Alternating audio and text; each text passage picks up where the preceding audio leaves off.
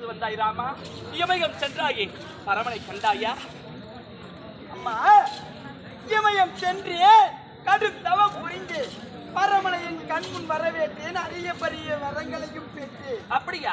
பரமன் என் தவத்திற்கு மனமகிழ்ந்து இந்த பரசு என்னும் கோளாரியை எனக்கு பரிசாக அளித்து தேரும் ராமனாக இன்று முதல் ராமனாக போற்றப்படுவாய் என்று பட்டத்தையும் அளித்து வாழ்த்தி வருகிறார். அப்படியா? மகனே ராமா, உன்னை மகனாக பெற்றிருக்கிறது நான் பெரும் பாக்கியம் செய்திருக்க வேண்டும் மகனே. அது இருக்கட்டும் தாயே.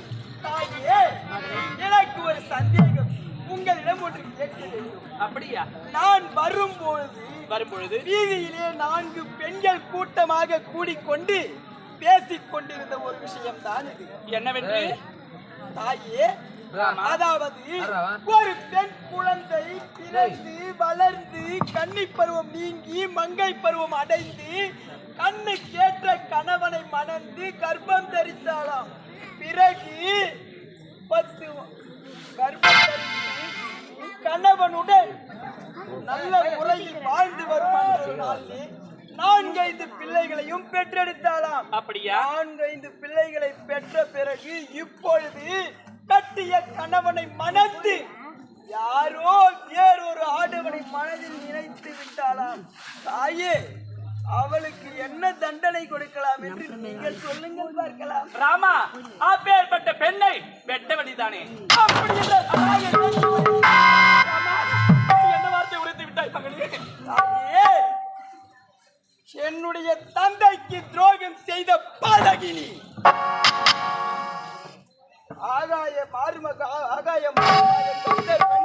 தன்னுடைய 2 மனைவிகளுடன் உல்லாசமாக சென்று கொண்டிருக்கும் போது நீங்கள் மணலால் குடத்தை திரட்டி தண்ணீர் எடுக்க முற்படும் பொழுது அந்த கந்தர்வனின் பிம்பமானது தண்ணீரிலே தெரிந்தது. அதை பார்த்ததும் நீங்கள் அட அட அட அட, ஆடவன் என்றால் இப்படி அல்லவா இருக்க வேண்டும், ஆண் அழகன் என்றால் இப்படி அல்லவா இருக்க வேண்டும் என்று அந்த கந்தர்வனை மனதில் நினைத்தாய். கட்டிய கணவனை மறந்தாய். கற்பையிலாயா மகனே, கொல்ல வேண்டியது யாரை? மகனே ராமா, நான் யார்? உன்னை பெற்றெடுத்த பாவியடா. ஒரு பெற்றெடுத்த தாய் என்று பாராமலை உன்னை வெட்ட வந்திருக்கிறேன் என்று கூறுகிறாயே ராமா.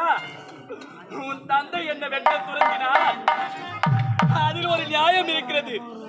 நீ யாரடா? இந்த பாவி நான் 10 மாதம் என் வயல் நோக்கி சுமந்து பெற்றெடுத்த பிள்ளைகளா. என்னை பார்த்து உன்னை வெட்ட வேண்டும் என்று ஓடோடி வந்திருக்கிறாயே, இது நியாயமா?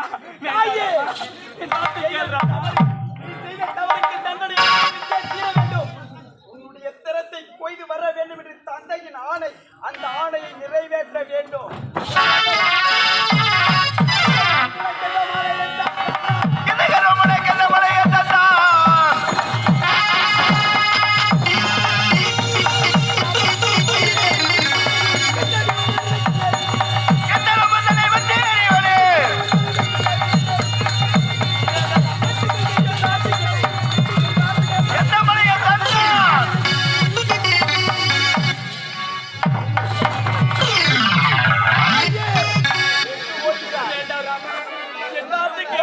சரி, உன்னை விட போவதாக கிடையாது.